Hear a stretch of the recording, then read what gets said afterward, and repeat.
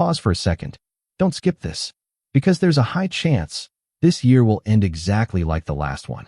Not because you're lazy, not because you don't care, but because something invisible is repeating your life without you noticing.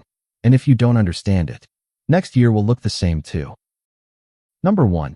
You think you're changing, but you're repeating. At first glance, it looks like progress.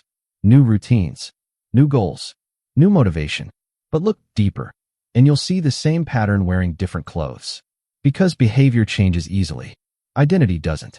You may still see yourself as someone who struggles to stay consistent, someone who always falls off track, someone who tries but doesn't finish. And here's the uncomfortable truth. You don't act based on what you want. You act based on who you believe you are. Even when you try to change, your mind quietly pulls you back to what feels familiar. That's why effort alone is not enough. Because effort without identity shift is temporary. Real change starts when your identity begins to shift.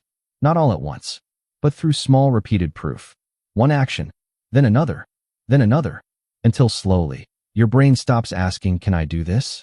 and starts believing, "This is who I am." Number 2, motivation is lying to you. Motivation feels powerful. It gives energy, clarity, excitement, but it's unreliable because motivation always leaves. Some days you wake up ready to conquer everything. Other days, even simple tasks feel heavy. And most people misunderstand this moment. They think something is wrong with them. But nothing is wrong. That's just human behavior. You don't need constant motivation. You need something stronger than motivation. You need structure. Because structure works even when emotion disappears. Small systems, simple routines, repeatable actions. Not exciting, but dependable. And dependence is what creates results. Not feelings. The mistake most people make is waiting. Waiting to feel ready.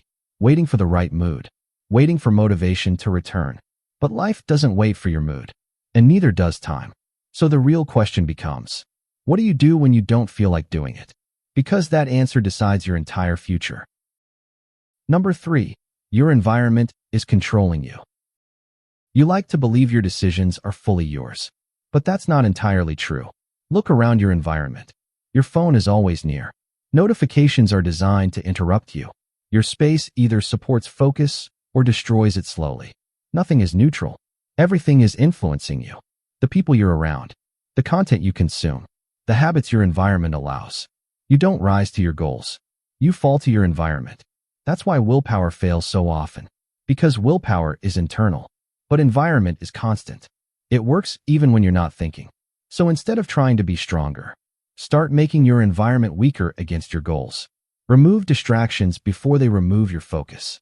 Make good habits easier. Make bad habits inconvenient. Because small environmental changes create massive behavioral shifts. Not overnight, but consistently. Number 4, comfort is quietly killing your growth. Growth always feels exciting in the beginning, but quickly it becomes uncomfortable. Not unbearable, just uncomfortable enough that your mind starts negotiating. Maybe tomorrow. Maybe later. Maybe I'll start again. And this is where most people stop growing. Not because they can't continue, but because they avoid discomfort. The brain is designed to protect you, not to push you forward. So the moment something feels uncertain or difficult, it sends signals. Stop. Go back. This is safer.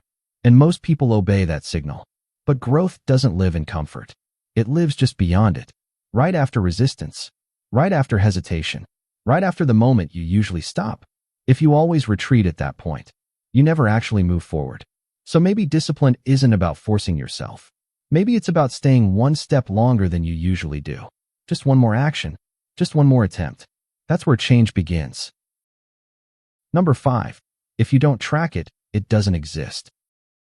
One of the biggest hidden problems in self-improvement is invisibility. You might be improving, slowly, quietly, but if you don't track it, it doesn't feel real. And if it doesn't feel real, your brain stops valuing it. That's why people quit even when they're progressing. Because progress without visibility feels like nothing is happening. But when you track your actions, everything changes. A simple checklist, a daily mark, a small record. It doesn't need to be perfect. It just needs to exist. Because what you measure becomes real. And what becomes real becomes repeatable. And what becomes repeatable becomes identity. That's how change compounds. Not in big moments, but in visible ones. Another year will pass. That part is guaranteed. But repetition is not. Because your life doesn't change in one moment. It changes in small decisions that no one sees. In the moments you choose to continue. In the moments you don't quit early. In the moments you act without feeling ready. At first, nothing feels different. But over time, everything is. So the question is not whether time will move. It's whether you will move with it or repeat it. Because most people will watch something like this, feel it for a moment, and still end up in the same place next year. But you don't have to. Not if you decide differently. Not if you act differently.